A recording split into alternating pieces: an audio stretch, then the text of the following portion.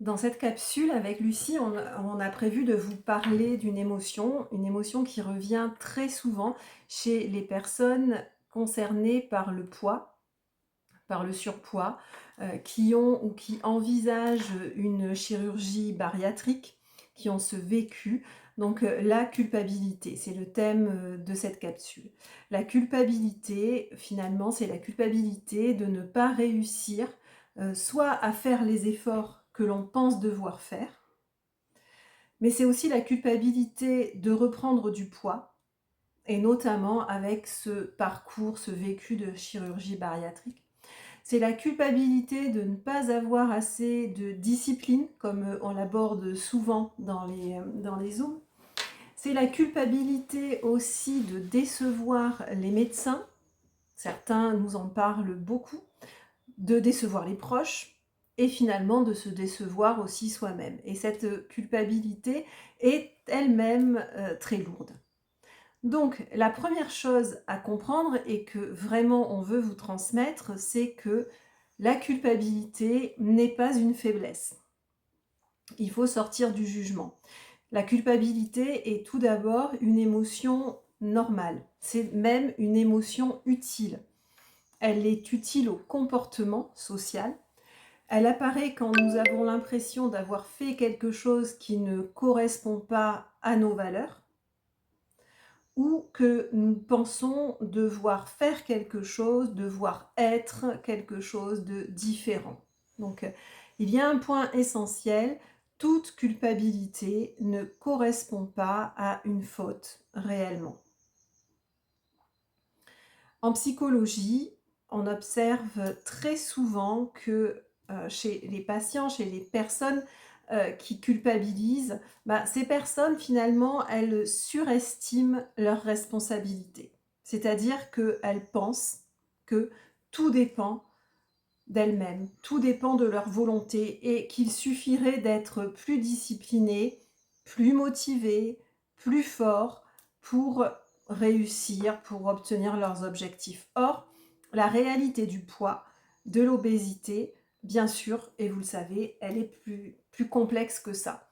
Le corps n'est pas seulement une question de volonté, il y a aussi la biologie, les hormones, le métabolisme, les transmissions, la psychologie, l'histoire personnelle, les habitudes construites année après année, la fatigue, le stress, le sommeil, tout ce dont on parle finalement à chaque atelier. Et quand une personne se dit simplement « je n'y arrive pas, c'est que je manque de volonté », elle simplifie énormément la réalité, une réalité plus complexe. Et ce qui est plus grave, c'est que cette personne nie complètement eh bien, qui elle est en globalité. Donc une chose importante, c'est que la culpabilité peut s'installer très tôt dans la vie. Chez certaines personnes ont grandi avec l'idée même qu'ils étaient et qu'il fallait être irréprochables. Je pense que ça parle à certains, qu'il fallait faire des efforts, qu'il ne fallait pas décevoir. Donc vous voyez bien d'où ça vient en termes de famille, d'éducation. Et avec le temps, cette exigence devient une voix intérieure très sévère.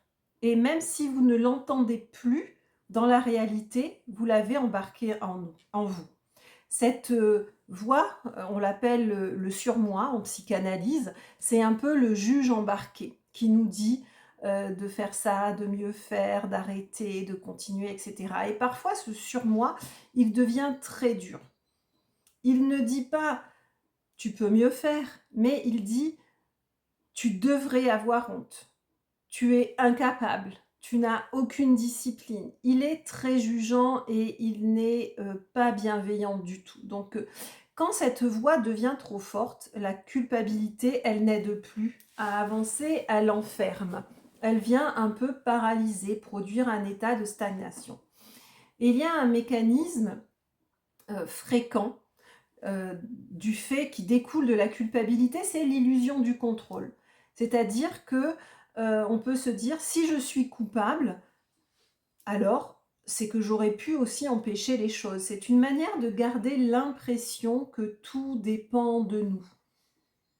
C'est une façon, de se protéger, de l'instantané de la vie, des angoisses de la vie, de ce qui pourrait être hors de contrôle. Finalement, je dois être, exigeante avec moi-même pour que rien ne m'échappe. Mais on voit que l'histoire du corps, est tout aussi différente et que le corps ne réagit pas forcément, avec notre psyché. Donc, une autre distinction importante, c'est à faire, c'est entre la culpabilité et la honte. Ce ne sont pas les mêmes choses. Ce sont peut-être des ressentis, des émotions cousines, on va dire, mais ce ne sont pas les mêmes choses. La culpabilité dit j'ai quelque chose ou j'ai fait quelque chose qui ne me convient pas. Voilà. La honte, elle, va dire je suis quelqu'un de mauvais. Et là, vous voyez bien l'amplitude de la différence. Et dans le domaine du poids, beaucoup de personnes passent malheureusement très vite de la culpabilité à la honte. Donc d'un acte réduit à une généralité sur la personne. Elle ne pense pas seulement je n'ai pas réussi aujourd'hui, mais mes patients pensaient je suis incapable. Et c'est cette généralité et cette confusion qui est très destructrice. Donc nous, à chaque fois, on le pointe et on n'arrête pas de ramener sur le juste positionnement. Donc pour que ce soit très clair, c'est un acte. Se dévaloriser, se critiquer en permanence, se dire qu'on est nul, tout cela est enfermant et va créer l'inverse de ce que vous souhaitez. Tout cela ne crée pas de discipline, mais au contraire, ça va venir épuiser votre système, épuiser finalement votre énergie psychique. A contrario, la culpabilité saine, elle a une fonction simple de régulation, c'est-à-dire qu'elle nous aide à ajuster nos comportements.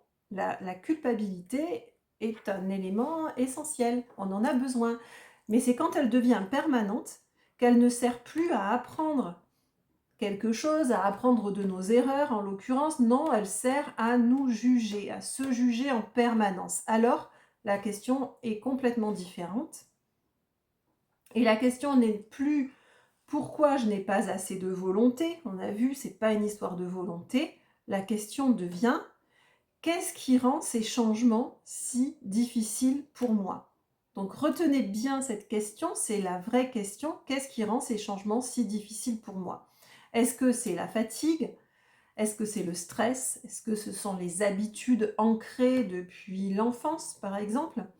Est-ce que c'est la relation émotionnelle avec la nourriture, avec les transmissions familiales? Quand on se pose ces questions, on va quitter la logique du jugement pour entrer dans la logique de compréhension. Ça ne suffit pas, on le sait, hein, dans les Zooms, on décortique tout ça et ça ne suffit pas. Ensuite, il y a tout le travail de thérapie comportementale à faire dessus. Mais vraiment, vraiment, c'est déjà très utile de replacer la culpabilité à sa juste place. Parce que l'objectif n'étant pas d'être parfait, l'objectif n'est pas non plus de ne jamais échouer, l'objectif est de comprendre ce qui se passe pour pouvoir agir dessus, pour pouvoir faire évoluer le comportement et les habitudes et rester cohérent avec tout ce qu'on vous dit dans tous les ateliers. Donc, dans les approches thérapeutiques modernes, on insiste beaucoup sur un point, c'est la responsabilité qui n'est pas omnipotente. C'est-à-dire que vous êtes responsable, mais vous ne pouvez pas pour autant tout contrôler. Ça veut dire reconnaître ce qui dépend de vous et ce qui n'en dépend pas. Faire le point. Donc, c'est une question à se poser. Par exemple, on peut travailler sur les habitudes alimentaires. Les habitudes alimentaires, c'est de la transmission et ça dépend de vous. Sur votre relation aux émotions, sur votre environnement.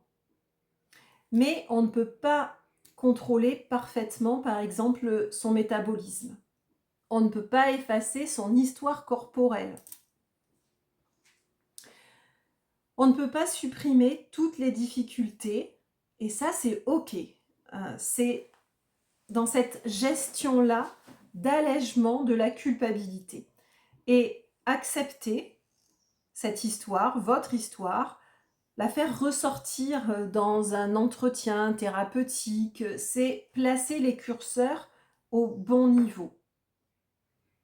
Parce que, paradoxalement, une personne qui se juge durement a beaucoup plus de mal à changer. C'est beaucoup plus difficile. Alors qu'on a tendance à faire le contraire, à se juger sévèrement et en voulant changer. Mais non.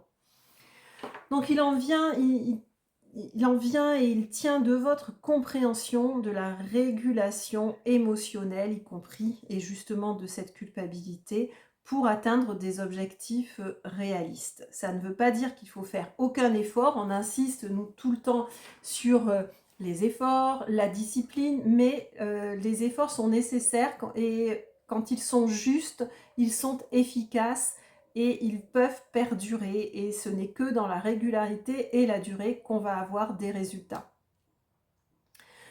Donc, maintenant, c'est votre capacité à reconnaître que oui, c'est difficile pour vous, oui, il y a des obstacles, mais aussi oui ou non, je n'ai pas besoin d'être parfait ou parfaite. Oui, je peux avancer pas à pas, le pouvoir des petites habitudes, hein, rappelez-vous. Et dans ce domaine-là de la chirurgie bariatrique, qui va accélérer le travail du corps de manière phénoménale, hein, eh bien c'est ensuite, c'est dans la régulation de vos émotions, y compris de cette culpabilité, que vous allez pouvoir reprendre le contrôle après, quand le corps va se réguler de nouveau et qu'il y a risque de reprise. Eh bien c'est en travaillant ces émotions-là que vous allez pouvoir passer ces caps. Voilà, j'espère que ça vous aidera à faire le point et surtout à identifier la juste culpabilité. À bientôt.